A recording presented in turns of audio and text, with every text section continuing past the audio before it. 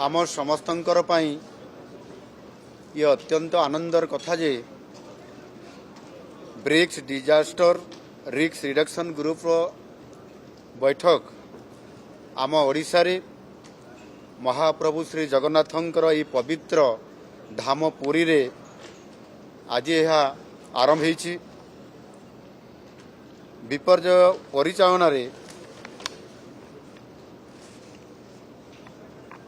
आमर दक्षता एवं बहु अभिज्ञता रही आसी अछि एवं आमे मध्य 1999 मसीहार से महाबात्या को देखिछंती एवं तार परवर्ती 1999 महाबात्या पर ठारू आज पर्यंत जेते भी विपर्यय आम सामना को आसी आमे ताकू सठिक भाव में परिचालना करिबा एवं जीरो काजुआलिटी करिबा आज निश्चित भाव में आमको बहुत अभिज्ञता देइछि एवं यह मध्य आंतर्जातिक स्तर में मध्य आमर परिचय सृष्टि करिबारे सक्षम हो पारिछि। यह सहित आम जानिछंती आमर ये पुरी रे अत्यंत गरम हेबा गुड़गुड़ी हेबा एवं वर्षा समय मध्य अर्थात प्रतिकूल पाणीपाग परिस्थिति रे आमे समस्ते अनुभव करिछंती देखिछंती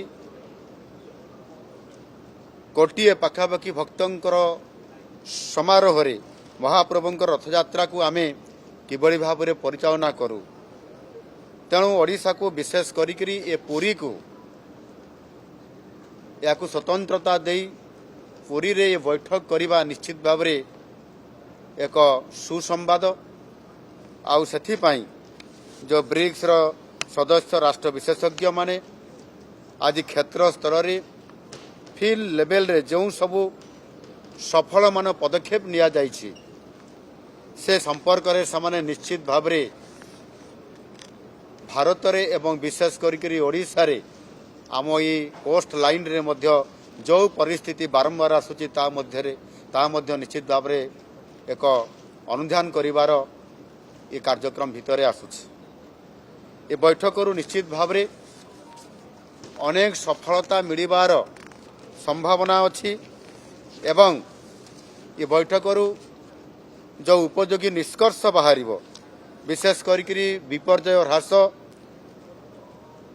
दिगरे ब्रिक्स राष्ट्र मानक मध्यरे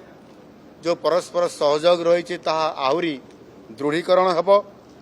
एवं विश्व स्तर में ए संपर्क में जो सबू श्रेष्ठ परिचालना पद्धति बा बेस्ट प्रैक्टिसेस अच्छी सेगुड़िकर मध्य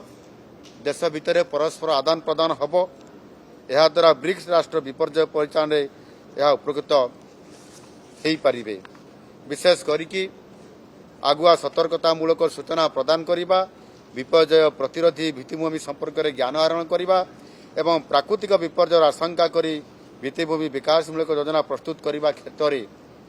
यही ब्रिक्स बैठक आउ ए बैठक रे ब्रिक्स रो जो भारत समेत जो 11टी राष्ट्रर जो टेक्निकल पर्सन एवं तांकर सबुठारु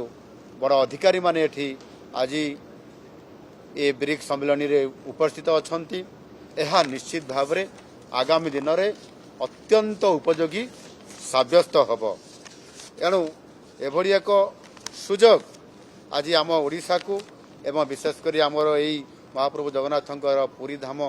ये पुरी रे ये जो सौभाग्य यह निश्चित भाव में आमको बड़ संकेत सूचना दौची आहुरी अधिक आमे तार सुपरिचालना डिजास्टर मैनेजमेंट को करि परिबा सेथिपाई केंद्र सरकारंकर मध्य आम ओडिशा प्रति तांकर जो पूर्वोदय परिकल्पना रे विकसित भारत रे स्वतंत्रता दे आसुअछंती एवं आमे समते जानिछंती गतकाली मध्य रामेश्वर कोणार्क दे पारादीप पर्यंत एक प्रस्तावित 8,301 कोटी टंकार नूतन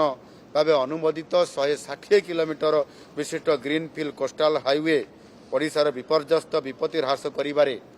जो सहायक होगापाई जाउची ताहार अनुमोदन होईछि एवं यह द्वारा निश्चित भाव में आमे जेभली भाव में आमे इवाकुएसन को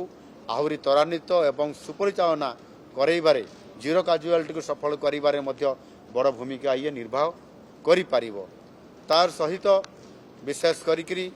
पुरी समेत ये कोस्ट लाइन एवं ये अंचल को जो थे कि आहरी अधिक सुपरिचालना करिबा पाई मध्य एवं विशेष करी आपर भुवनेश्वर आम राज्यर राजधानी यह को समृद्ध करिबा पाई यार जो ट्राफिक एवं विशेष करी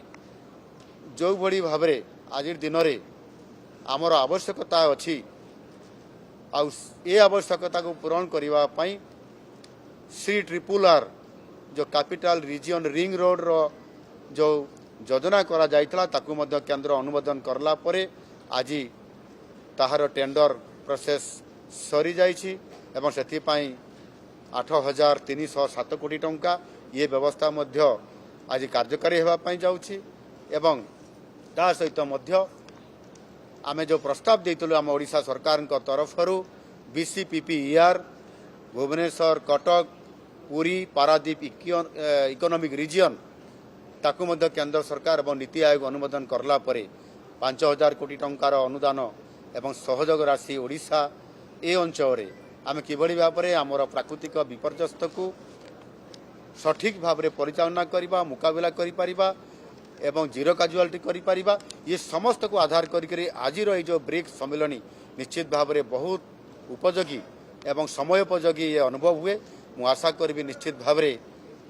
आमे आम सरकार एथिरे सठिक भाव में आगामी दिन में ये जीरो काजुआलिटी को बजाय रखा समेत आहरी परिचालन या आमे किभली भाव में सठिक भाव में सफलता अर्जन करिपारिबु और सेतिपई आज ये ब्रिक्स सम्मेलन निश्चित भाव में आमको बहुत सहयोगी एवं उपयोगी हो पारिबो। धन्यवाद।